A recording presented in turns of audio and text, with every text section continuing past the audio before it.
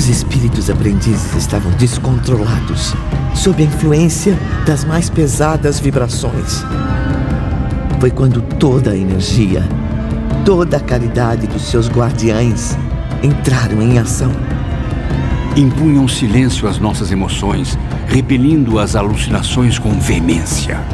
Ao mesmo tempo, dominavam com seus fluidos as exaltações daquelas lembranças até a lucidez se estabelecer novamente. Se você gostar desse vídeo, não se esqueça de deixar seu like para o crescimento do canal. Jesus te abençoe sempre. Voltamos assim ao Vale Sinistro, integrando as caravanas de socorro. Ali, chorando sobre nossa mesma desgraça, pudemos auxiliar espíritos na mesma situação que conhecíamos tão bem.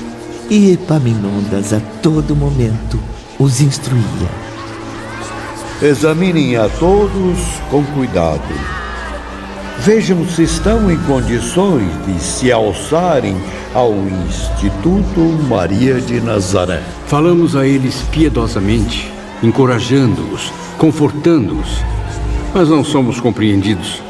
Façamos anonimamente, irmão Epaminondas. Agora você sabe, Camilo, que também foi no passado bondosamente assistido por outros espíritos a serviço do bem, sem que, em suas precárias condições, sequer suspeitasse.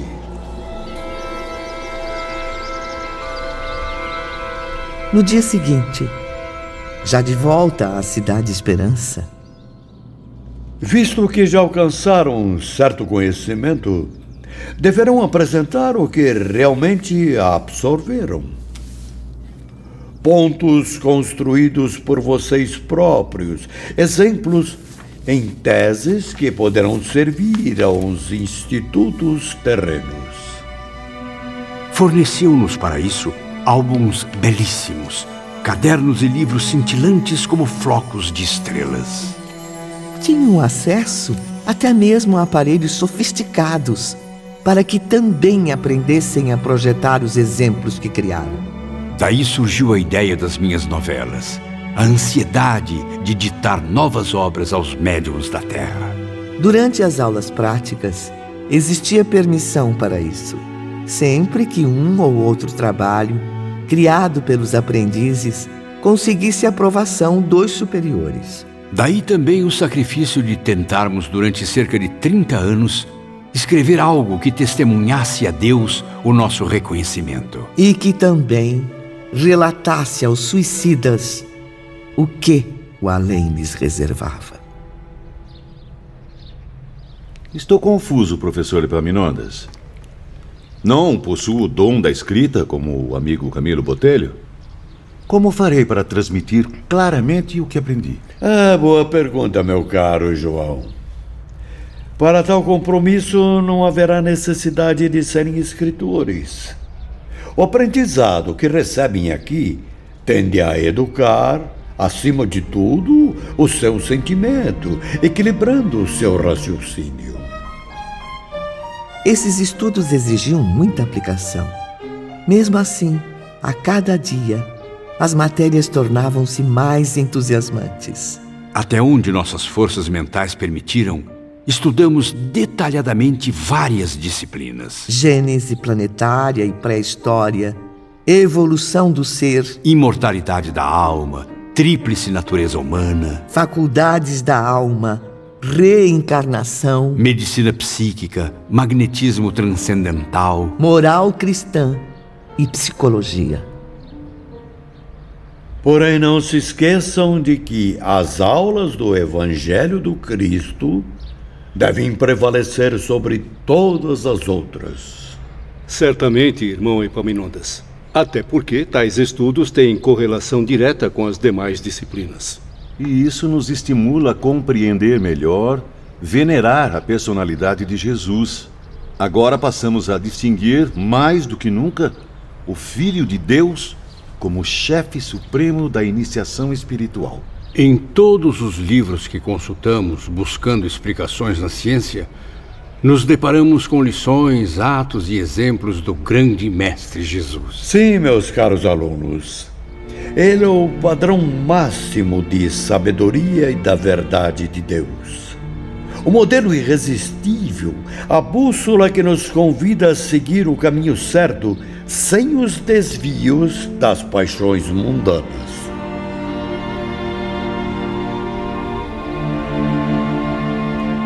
No dia seguinte, Camilo reunia-se com os amigos mais próximos, momentos antes de uma nova aula teórica. Os estudos práticos estão me torturando. Bem que Teócrito nos advertiu sobre a intensidade dos exemplos. Mas temos que encarar a realidade. Nem sempre testemunharemos fatos agradáveis. Ao contrário, Camilo. Grandes angústias têm invadido meu coração. Chego a chorar todos os dias. E o desespero deixa-me profundamente abatido. Sim, Belarmino. Paciência e coragem, meus bons amigos. Paciência e coragem. Tamanha aflição é reflexo da nossa moral inferior que trouxemos para o além-túmulo. Momentos depois, logo no início da aula, Epaminondas aconselhava os aprendizes, lançando-lhes um aviso que nunca mais se apagaria da mente deles.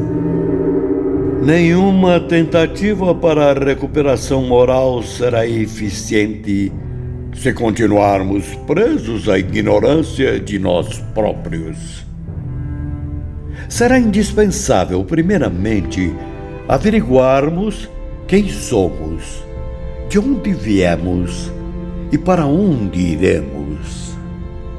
Só assim iremos nos convencer do valor da nossa própria personalidade, devotando a nós mesmos toda a consideração e a máxima estima. Até aqui, meus amigos, vocês têm caminhado às cegas pelas migrações da Terra e estágios no astral. Vêm movimentando-se em círculo vicioso, sem conhecimentos nem virtudes que os induzam a um progresso satisfatório. Mergulhados nos desejos impuros da matéria, passivos aos impulsos das mais nocivas paixões, têm ignorado, graças à má vontade ou à indiferença, que o Todo-Poderoso os enalteceu com essências divinas.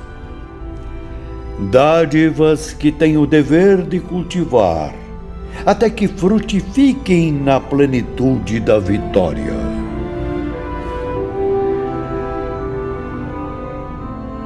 Os alunos estavam concentrados, tensos, até mesmo temerosos com as palavras do nobre instrutor.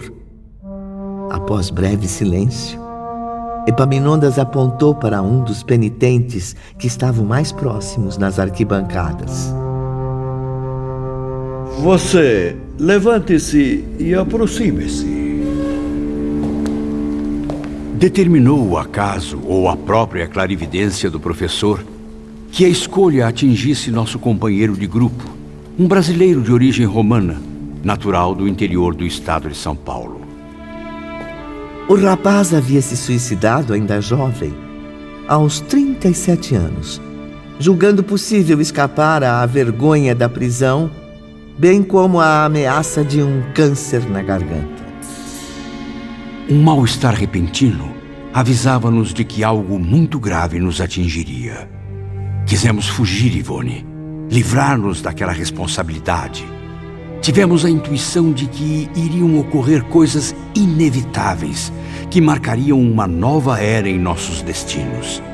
E sentimos medo, muito medo. O seu nome, por favor. Epaminondas de Vigo apareceu aos alunos então, como o juiz inflexível que os julgaria. O algoz que os arrastaria ao tribunal da própria consciência. Recordamos imediatamente Aníbal, com seu jeito simples de nos lecionar os ideais cristãos. Oh, Jesus Cristo, nosso verdadeiro Mestre e Salvador. Só a Ele conseguíamos recorrer naquele momento. A comparação entre Aníbal e Epaminondas era inevitável. E o velho instrutor, lendo os pensamentos dos aprendizes, dirigiu-se novamente a eles. Lembrem-se de que o Senhor Jesus de Nazaré, a quem invocam agora, é o grande mestre que nos inspira. Sob seus conselhos é que ministramos a vocês os ensinamentos sagrados, pois é Ele o chefe supremo de nossa escola, o distribuidor de nossa ciência. E então, qual o seu nome? Amadeu Ferrari. Onde residia antes de ingressar no mundo invisível? No estado de São Paulo, no Brasil. Por que decidiu abandonar a sua existência, cuja finalidade deve ser a unidade com Jesus, confiando o destino à ilusão de um suicídio? Não sabia que praticava um crime contra Deus Pai, contra você próprio, visto que todos trazemos centelhas do Criador em nós? Julgava por acaso poder destruir os elementos de vida existentes em você?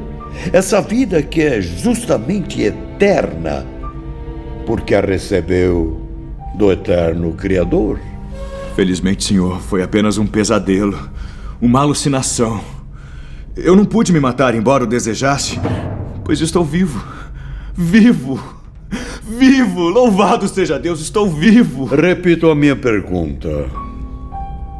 Amadeu Ferrari, por que desejou desaparecer da própria presença como de seus semelhantes, abandonando o sublime dever da existência humana? Senhor, é que eu desanimei. Sim, mas responderei aqui na presença de toda essa plateia? Estarei então novamente defrontando um tribunal? Existe sim um tribunal e todos vocês o encaram. É a sua consciência que inicia o despertar do longo transe, da apatia que há séculos vive presa às mais deploráveis inconsequências. É imprescindível que eu, autorizado pelos poderes do Redentor, oriente a todos para que examinem suas consciências. Assim aprenderão a renunciar ao orgulho que tem cegado seus espíritos há muitos séculos. Senhor, a miséria, a enfermidade, o desânimo foram a causa. Cometi uma falta grave diante de circunstâncias tão dolorosas. Não tive outro recurso a não ser fazer o que fiz. A prisão, a doença. E esse ato, o suicídio, lavou a mancha que havia contaminado sua existência? Considera-se inocente, honesto, honrado após o mesmo ato? Oh, não, eu não pude fugir à responsabilidade dos atos que pratiquei. Sinto-me desonrado por ter lançado mão de quantias que me foram confiadas, embora o fizesse tentando recuperar a saúde. A ameaça tenebrosa de um câncer desorientava-me, justamente quando estava prestes a realizar meu casamento, cuja expectativa era a minha razão de ser. O dinheiro era considerável. Eu era bancário. A prisão ou a morte. O câncer. O roubo, afinal era roubo. O ideal de amor desmoronado. Preferi o suicídio. Sei que foram grandes crimes, mas sinto-me ainda confuso, apesar de já estar bem mais esclarecido ultimamente. Por quê? Por que eu fui colocado em circunstâncias tão desgraçadas, hein? A confusão tumultua minha mente. Intuições pavorosas escondem-me um passado do qual eu tenho pavor. Ah, Jesus de Nazaré, misericórdia. Estou amedrontado. Eu compreendo bem.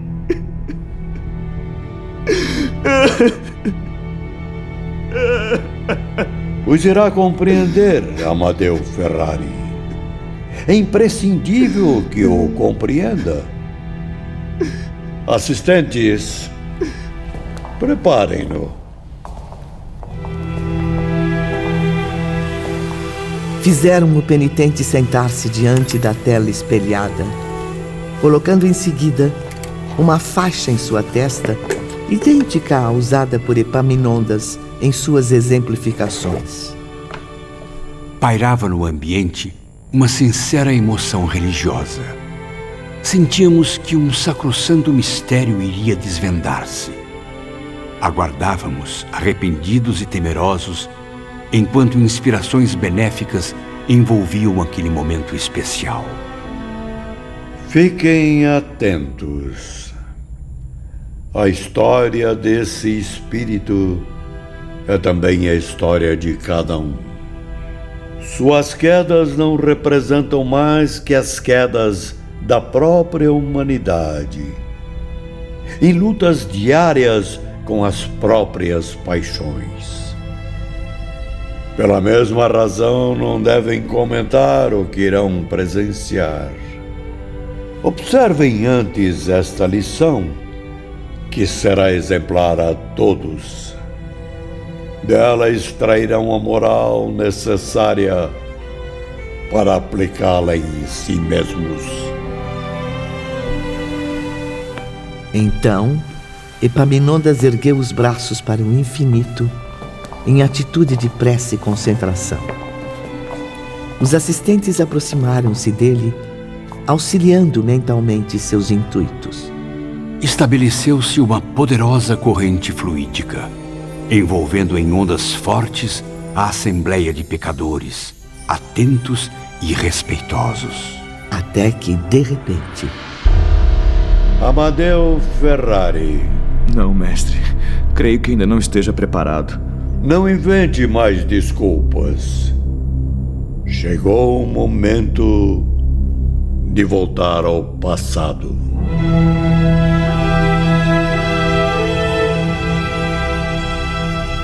Um minucioso exame de consciência passou a resgatar os feitos de suas antigas migrações terrenas. Compreenderá assim, Amadeu, a razão das circunstâncias dolorosas em que vive neste momento.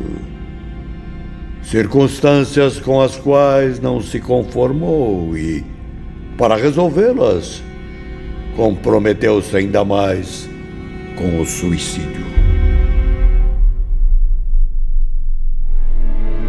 Retornando ao princípio, passando do suicídio para o início da existência, eis que Amadeu surgia em condições bem diferentes. E realmente, os motivos da pobreza que o arruinaram residiam numa encarnação anterior, assim como daquele câncer que o torturava, daquela rejeição ao amor que absorveu suas últimas forças, tornando-o incompatível com o desejo de viver. Viram, meus caros aprendizes? A cortina do presente foi aberta. O primeiro véu da consciência foi suspenso, a fim de que no palco de outra existência um drama imenso fosse revelado. Drama que não atingiu somente a um ou dois indivíduos, mas a uma sociedade, envolvendo mesmo uma raça heróica e sofredora.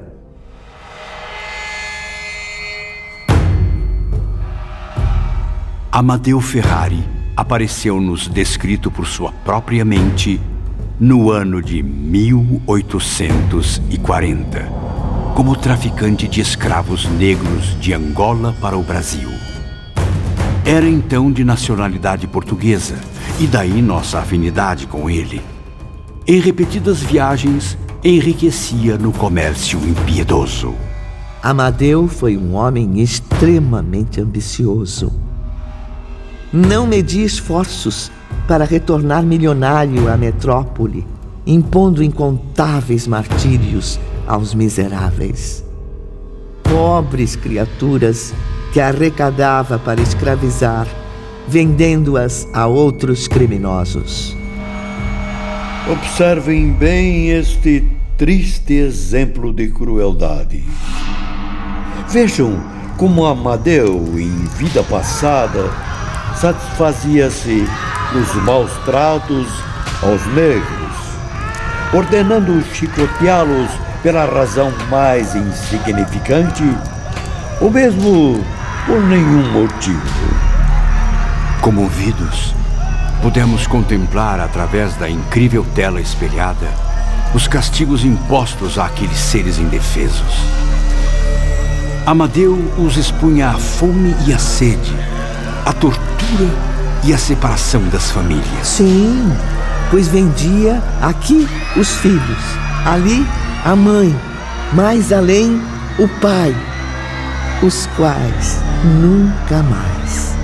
nunca mais se encontrariam, a não ser mais tarde, no além-túmulo. E muitos desses desgraçados morriam, Ivone, vítimas da nostalgia, da saudade dos seres amados. Os espíritos aprendizes acompanhavam a tudo impressionados. Viram Amadeu em sua grandiosa fazenda violentar uma jovem escrava negra mal saída da infância. A pobre moça, procurando encobrir na morte a vergonha que a angustiava, cometeu suicídio. Seu desventurado pai, num momento de supremo desespero, diante do cadáver da filha, acusou Amadeu pelo suicídio da jovem. É verdade, meus alunos. Seus olhos não mentem. Observem agora exatamente o que Amadeu fez. Ordenou que seus violentos capatazes queimassem a língua do velho escravo a ferro em brasa, até vê-lo desmaiar nas convulsões da agonia. Enquanto Camilo e seus companheiros comoviam-se, Amadeu debatia-se violentamente, dominado por convulsões indescritíveis. Meu Deus! Como eu pude fazer isso? Quanta maldade! Quantos defeitos eu tenho, ó Pai! Piedade, Senhor! Piedade! Dor e arrependimento inundaram o coração do condenado, que repetia na presença da numerosa assembleia a súplica que deu origem à sua existência reparadora. Desgraçado e miserável que sou! Ó Todo-Poderoso, deixe que eu volte ainda uma vez à qualidade humana e veja minha própria língua, a boca e a garganta desaparecerem sob qualquer malefício. Que estes órgãos experimentem a mesma desgraça sofrida pelo desventurado escravo.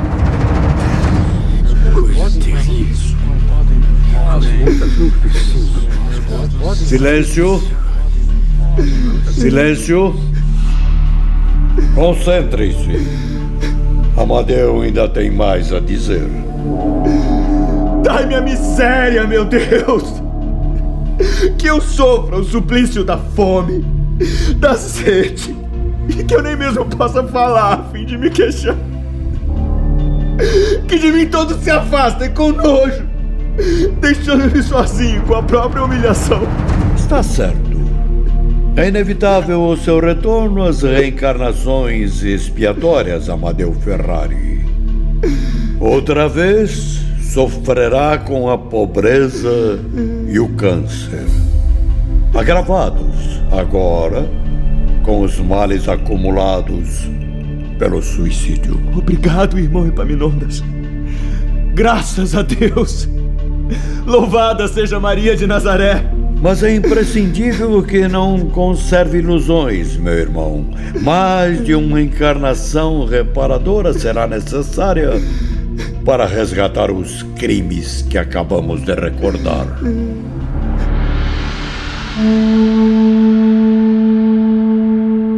E não pense, querido ouvinte, que a lição tinha acabado. Ao contrário, continuava a desenrolar-se e o seu fim estarreceu-nos ainda mais.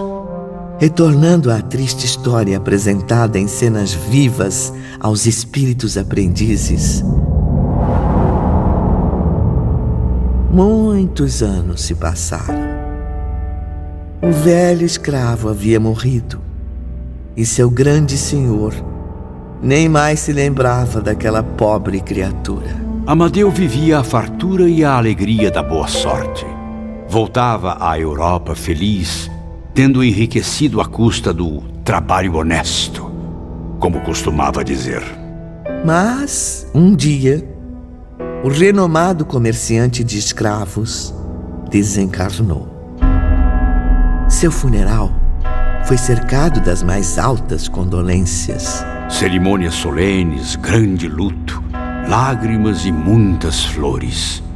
Tudo o que seu dinheiro injusto e sujo poderia comprar. Porém, como a tela magnética nos revela agora, eis que Amadeu se apresentou ao além-túmulo. Observem, ele está se debatendo, perdido em pleno sertão africano, atacado por uma hedionda falange de fantasmas. As cenas eram terríveis. Sedentos de vingança, os espíritos vinham pedir-lhe explicações sobre os compatriotas que havia escravizado. Eram os pais que haviam perdido os filhos. Eram as mães que foram separadas dos pequeninos, os quais ele raptou e vendeu como simples mercadoria. Eram as filhas difamadas e sacrificadas longe da família. Enfim, eram todos que conheceram o castigo impiedoso do carrasco a que serviram. E todos lhe pediam contas dos martírios que sofreram. Então, aprisionaram seu espírito no seio das florestas tenebrosas e o torturaram. Não façam isso comigo!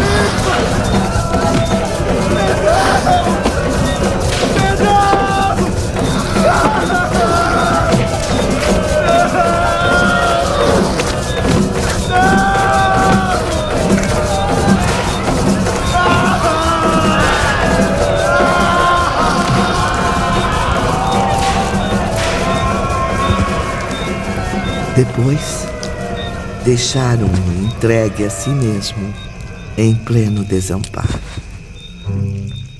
A fome e a sede o torturavam, preso ainda aos instintos e necessidades inferiores. O espírito de Amadeu vagou desesperadamente, vítima das alucinações mais absurdas.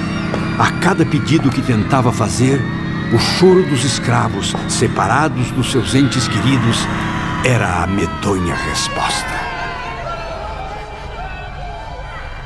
Pobre desgraçado, entregue às consequências das próprias injustiças que cometeu na terra. Vejam como se afasta em loucas correrias na selva, preso à mais perturbadora demência. Para qualquer lado que se vire, sobre pântanos lodosos, na mata fechada ou no chão espinhoso, encontra suas vítimas a chorarem, agonizantes, desesperadas. Não bastasse a angústia que aquelas cenas nos causavam, tudo ficava ainda mais aterrorizante com a narração impetuosa de Epaminondas. Atenção para este momento inesquecível, meus caros aprendizes. Passam-se muitos anos. Observem a tela. É noite. Ele se sente exausto, tomado de pavor.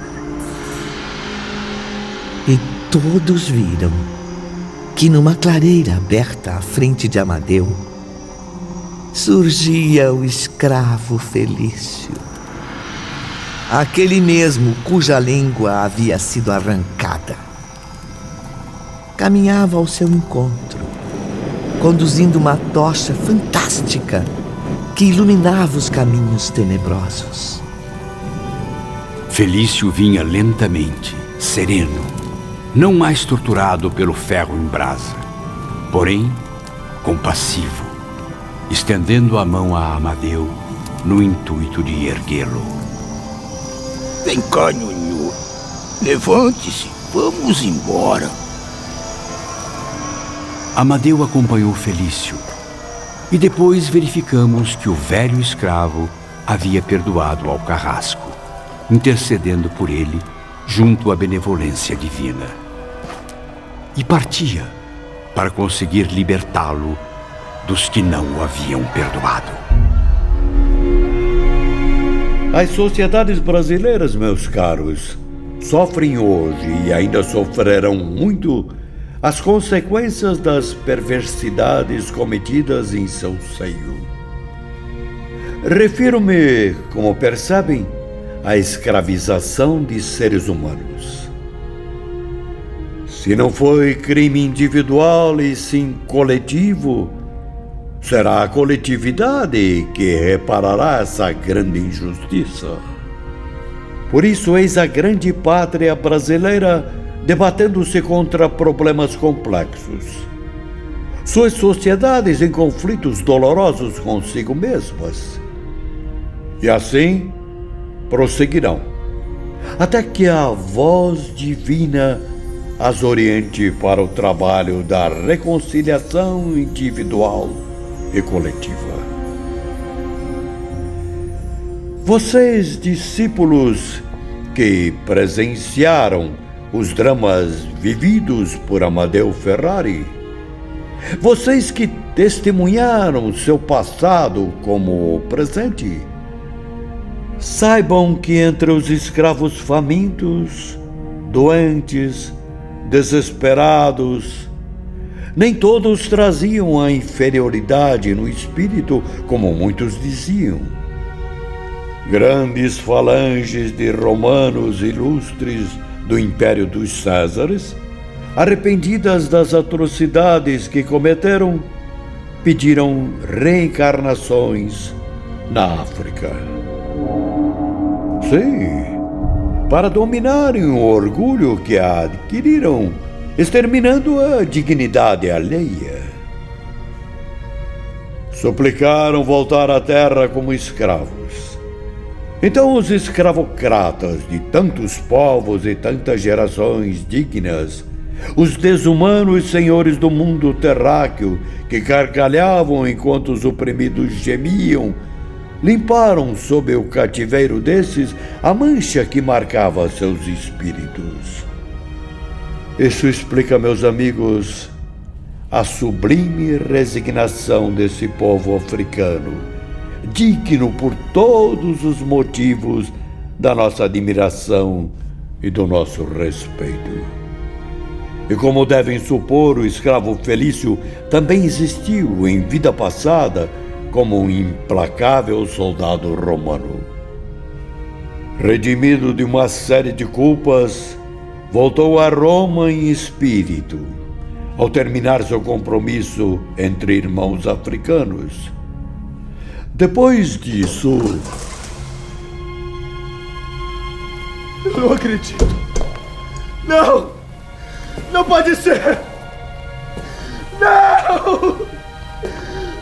Meu Deus!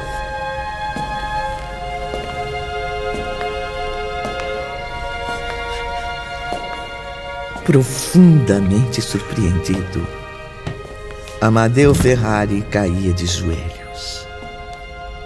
A um sinal de Epaminondas, abria-se uma porta lateral silenciosamente. E Felício aparecia, sereno, distinto, encaminhando-se para seu antigo senhor de outras vidas. Não! Tire-me daqui! Piedade, Senhor! Piedade!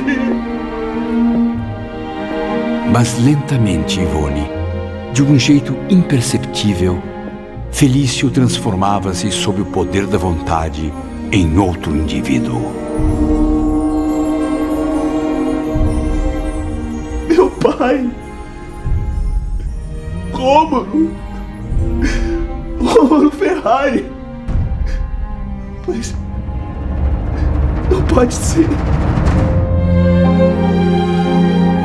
Sim, Amadeu estava diante do espírito de seu pai, a reencarnação do velho escravo africano. Felício havia reencarnado na Itália em mais uma etapa de sua peregrinação expiatória.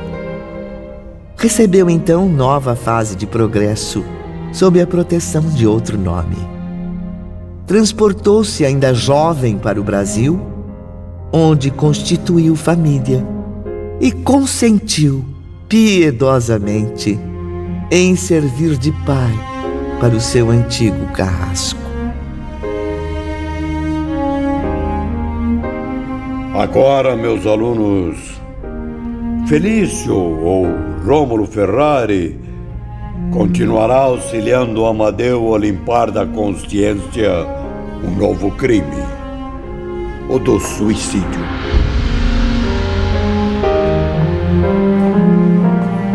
Pensativos e silenciosos, os aprendizes deixavam o santuário, onde mais um sublime mistério lhes havia sido desvendado. Nas profundezas daquelas almas, repercutia a mesma e comovente impressão. Oh, Deus de misericórdia, seja bendito por nos ter concedido a lei da reencarnação. Se você gostou desse conteúdo, não se esqueça de se inscrever, ativar o sininho, deixar seu like e compartilhar nossos vídeos.